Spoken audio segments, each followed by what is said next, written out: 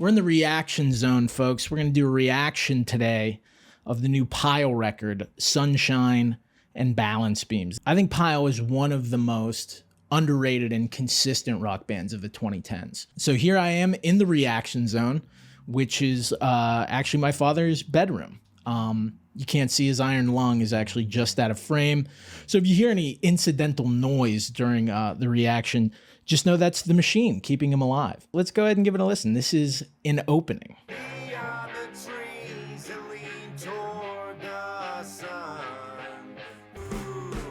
Already, just classic Pile.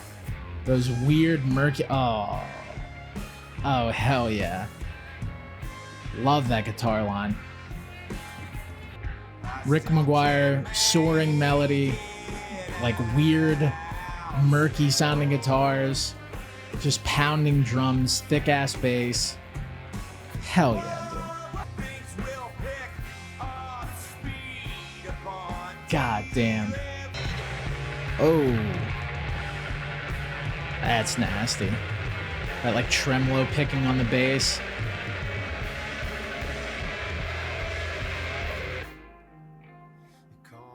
So good. Hell yes. God damn.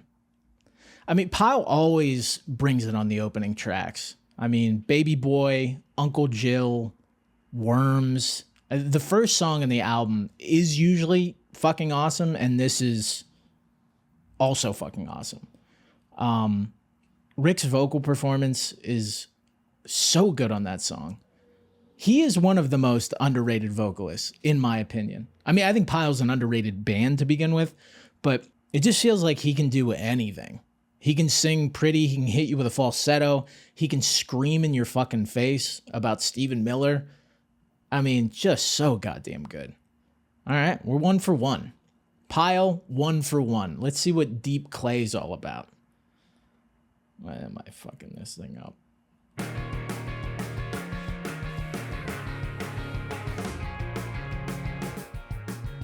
Love that bass line.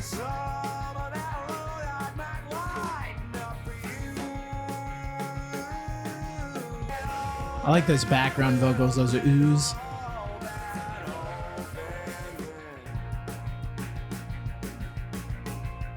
I like that just like consistent snare hit, fast tempo. Love those background vocals. That's so cool.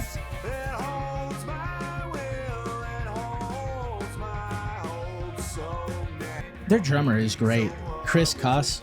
He's always like playing his ass off in all of these songs.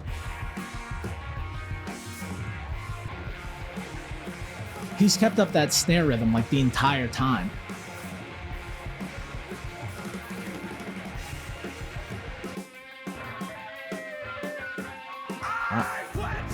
Fuck yeah.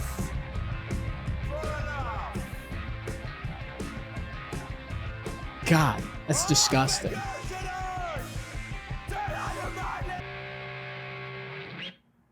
Hell yeah.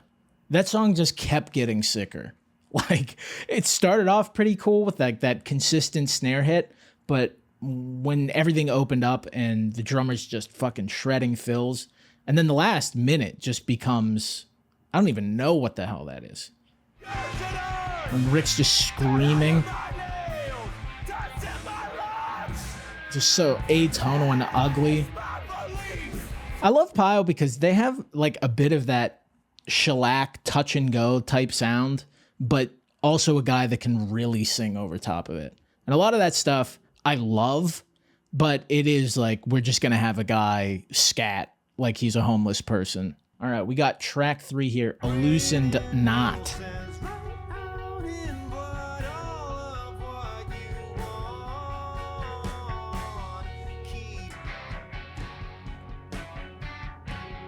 I like that riff a lot.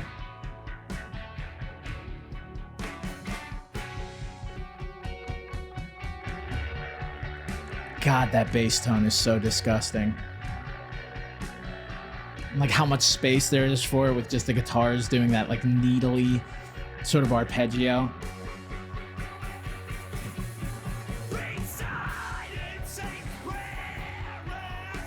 Fuck yeah.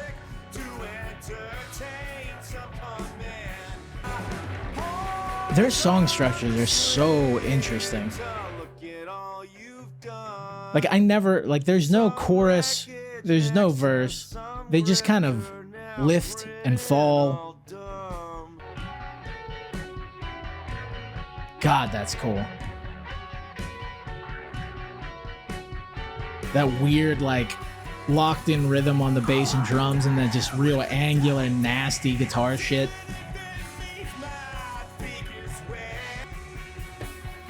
God, this build's gross.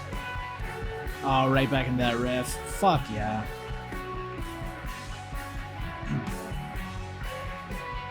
So far, that's my favorite song. I know we're only 3 in, but that song fucking ruled. That might be like an all-time Pile song. Like, I don't even understand how you write a song like that. And Rick McGuire's done it like 100 times. I would, like, if I had to learn this song, I would have no idea when one section ends, when another begins.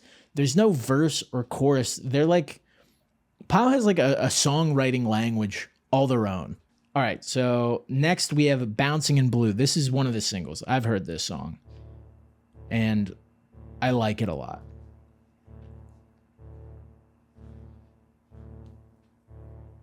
It's cool hearing them mix in synth and the way that they do it. Like, even that synth just feels like this depressing, like, cloud. That chord progression is so good. I love, too, them using synth, but it's still just unmistakably a Pile song. Such a good melody, too. It's like such a Rick McGuire melody, but it's perfect over those chords. The way the strings are just picking up the energy and the... God.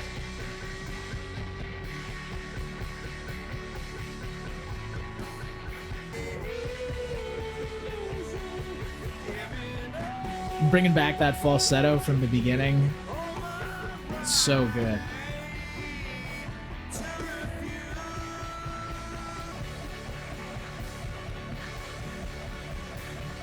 Just a wall. I liked that single a lot, but in the context of the album, it's even better. I think that's one of the coolest sounding songs that they've ever made. And that ending of just like everything banging on that same chord and the strings getting even more fucked up. I love that shit, dude. Just,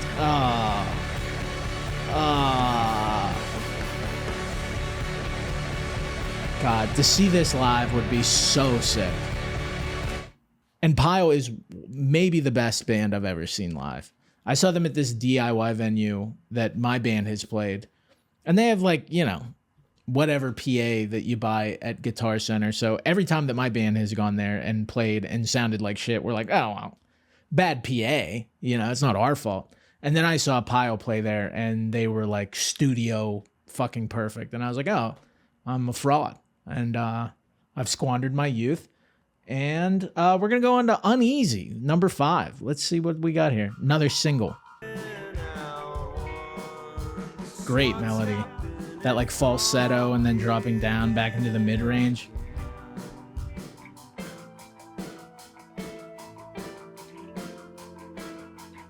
I think I hear some wood blocks, perchance.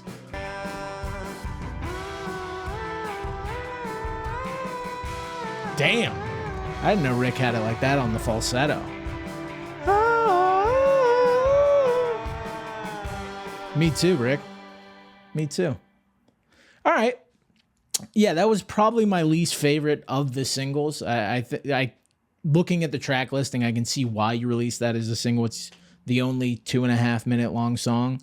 Not a bad song, but I would say everything else that we've heard up to this point has been cooler and more interesting than that.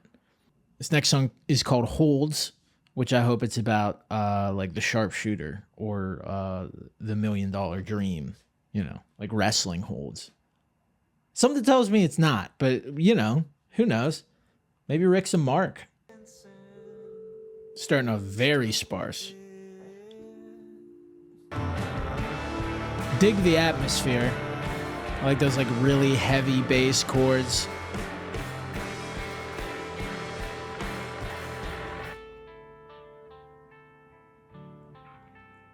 Classic Pile. Just drop out that fucking fat ass bass, just a little twinkly guitar, weird arpeggio. I like that drum beat a lot. Keeps throwing it over to the toms. More strings. Interesting. Started off with the synth. We're getting strings again.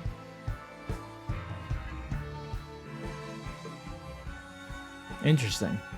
Music's fading out. We're getting left with these strings here. Yeah, I like that. I think that one probably reminds me the most of All Fiction out of everything that I've heard so far. I think that the ideas are a little less straightforward than some of the other ones. I was probably anticipating us starting so sparse that we would build up to like this big crescendo.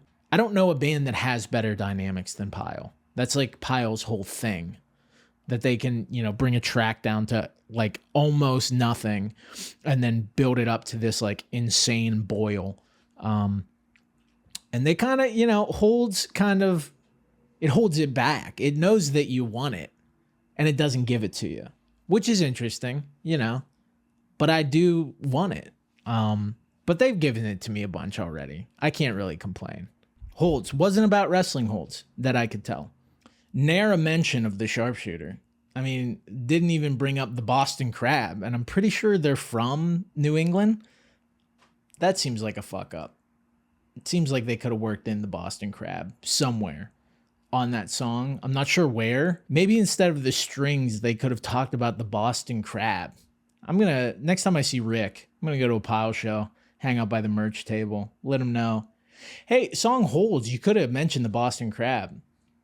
And then it'll be like, hey, you're not allowed to come to these anymore, dude. All right, here's Born at Night, another single.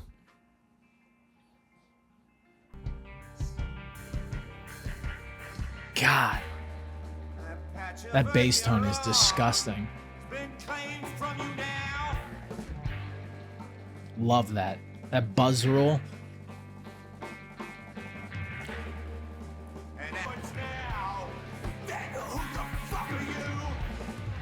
Yeah, who the fuck are you, dude? Who the fuck do you think you are?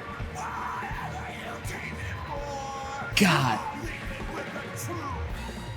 His vocal performance in this song is unbelievable. It's like constant tension, but with the strings and everything else, it's also very pretty.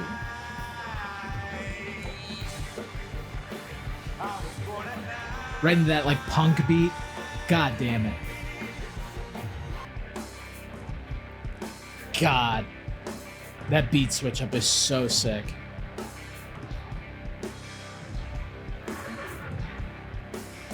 I think that's a bass and a synth. It sounds fucking enormous. It's taking up like every frequency. Is that an oboe?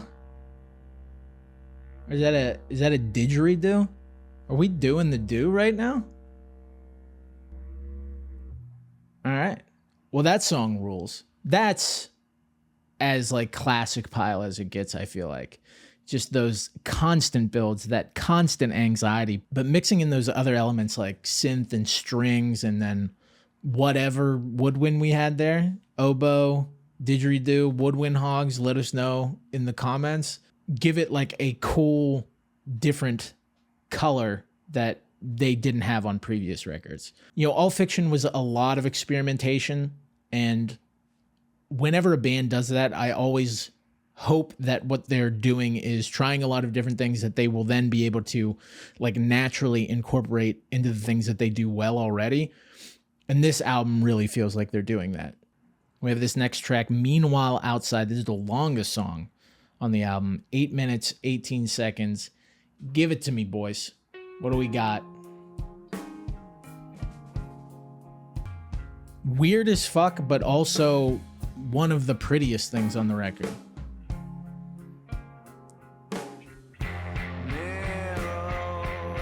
then just immediately menacing.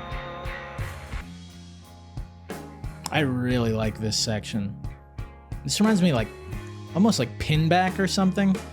Like that like really skeletal type of indie rock. God damn it, that bass tone is insane. I know I've said that like 12 times already, but that time I meant it. I like this second vocal that they've had throughout. It sounds like it's a female vocalist. Because like on the early Powell records, they would double track Rick's voice a lot. And on the newer records, they don't. You know, it's just him. So it is cool hearing it filled out a little more with some harmony. I like how sparse everything else is, and then that bass still sounds like a Harley engine. This is such a cool section.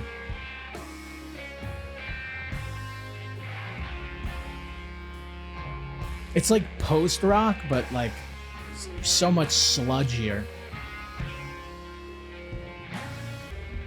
That lead guitar line is so cool.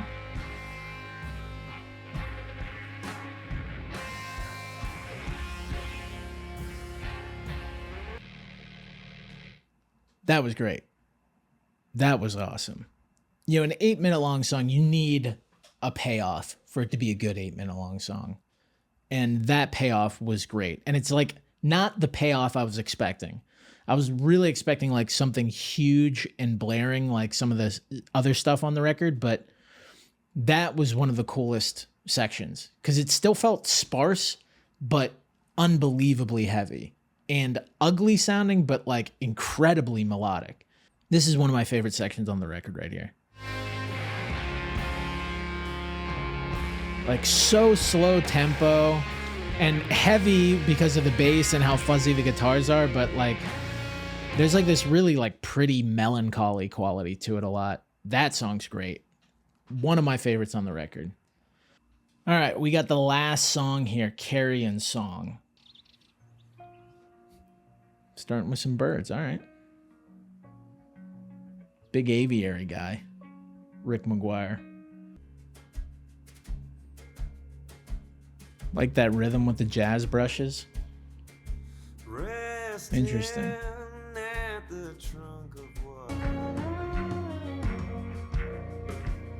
Really like that vocal line following the violin.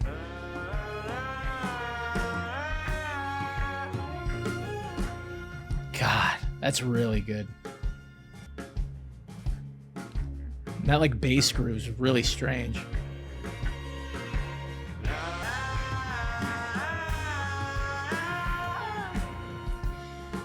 God damn. I mean, Rick can really do anything vocally. He can do whatever he wants. 20 seconds, I imagine the strings are just going to take us out here. That's a great closer. At like 3 minutes and 10 seconds, it feels more epic than anything else on the record. And it's all because of how fucking good that melody is.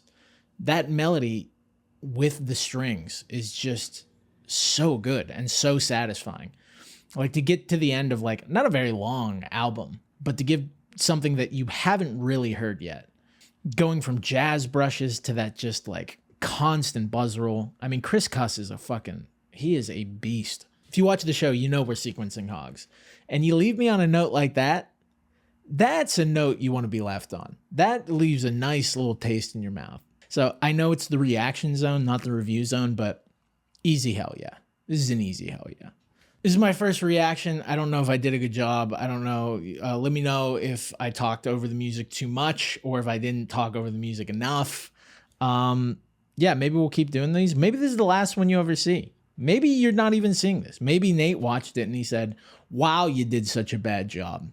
We're going to keep you to third mic when we review, Falling in Reverse records. You took a band that you love and you humiliated them. Like the video, subscribe, leave a comment, head over to the Patreon. Pile, Sunshine and Balance Beams. Evan, I quit my band. We'll see you later.